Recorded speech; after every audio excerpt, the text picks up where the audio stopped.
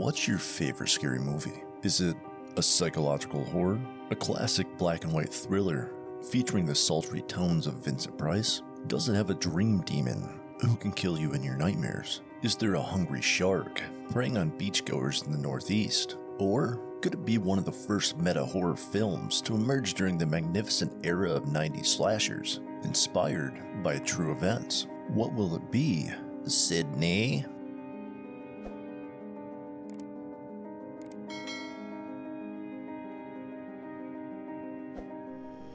It's 1996, and Drew Barrymore is home by herself in the opening scene of the film. She receives a strange phone call from someone that takes a turn from bizarre to terrifying when the creep on the other end of the line tells her that he can see her. She flips on the lights to the patio and discovers her boyfriend tied to a chair, raising the stakes of her encounter with this predator. As a side note, if anyone ever calls you and asks who the killer in Friday the 13th is, it's actually Jason's mom. Jason was my son, and today is his birthday.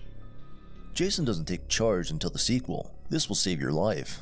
So, you're welcome. Enter Ghostface, a killer now widely recognized by people who aren't even scary movie fans and may have never even seen Scream. He chases her down and stabs her to death, leaving her body displayed for her parents to find when they return home. No one expects to see Drew Barrymore killed off in the first few minutes of the movie, throwing us all for a loop. In 1996, if you see Drew Barrymore, you expect her to be present through the whole story. Her murder brings news crews storming into town, including Courtney Cox as the obnoxious but sometimes lovable reporter, Gail Weathers, who is always persistent in her pursuit of the best story. And now we meet Sydney Prescott, played by Neve Campbell, one of today's most recognizable final girls. Sydney's had her fill of media personalities after the murder of her mother a year ago, and after Ghostface takes a stab at her, pun intended, she has no patience for Gail's nosing around.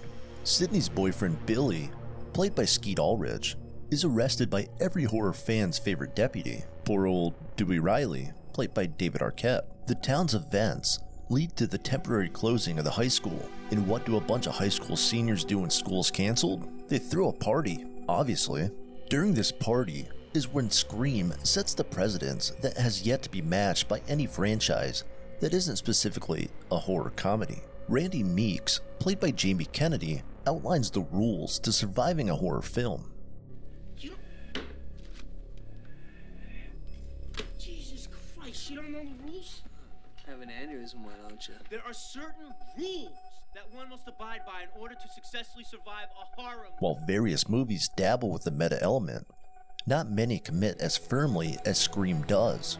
The remainder of the movie is a chaotic mess of a roller coaster ride, keeping you on your toes with guessing who done it and who's dead. On the surface, it doesn't seem to have as much in common with the following case, but bear with us. Now let's go back a few more years, to 1990.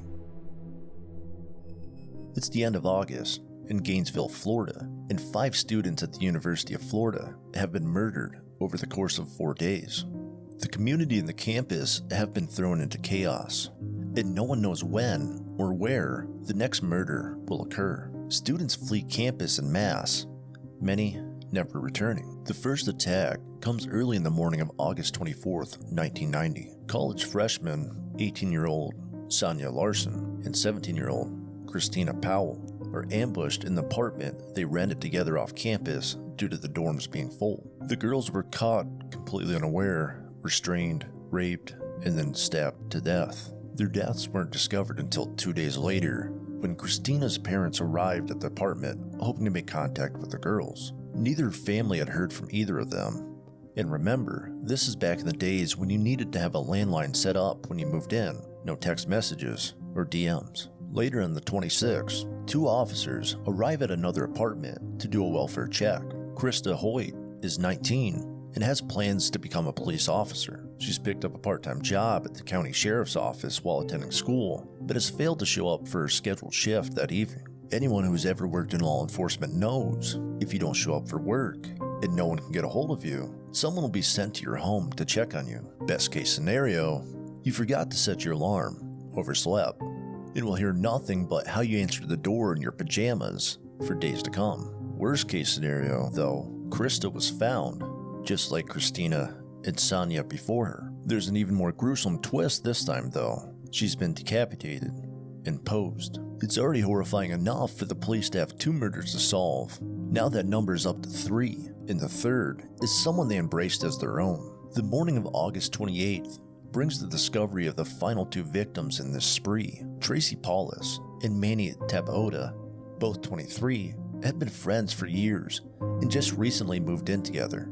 Authorities assumed that Manny was attacked first and fought his hardest to protect both himself and Tracy, but ultimately succumbed to multiple stab wounds. Later, police learned that Tracy discovered Manny fighting with her attacker and attempted to barricade herself in her room. Unfortunately, the door didn't hold up though, and Tracy was found in the living room, just like those before her. Through DNA, law enforcement is able to determine the killer's blood type, but that alone isn't enough to put anyone on their radar. Eventually, they receive a call tipping them off about someone named Danny Rolling. Luckily for police, he's already in jail for another crime and isn't difficult to find. When they test the blood types, his is a match for what they found at the crime scenes.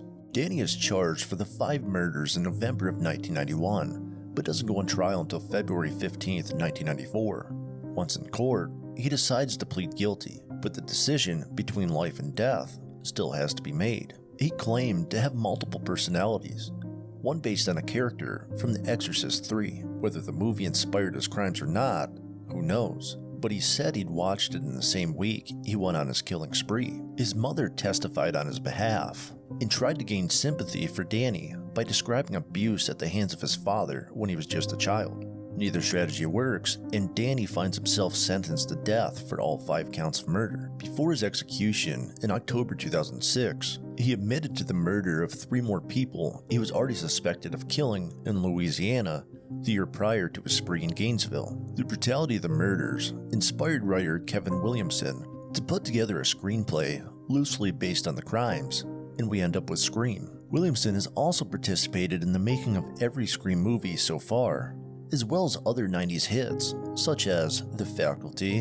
and I Know What You Did Last Summer, and several hit TV shows throughout the years. Initially, the movie and the Gainesville student murders may not have much in common, especially since the movie features high school students rather than college ones. But Williamson's original desire was to have a movie set on a college campus, and that came to fruition primarily with Scream 2 and a fair amount of Scream 6.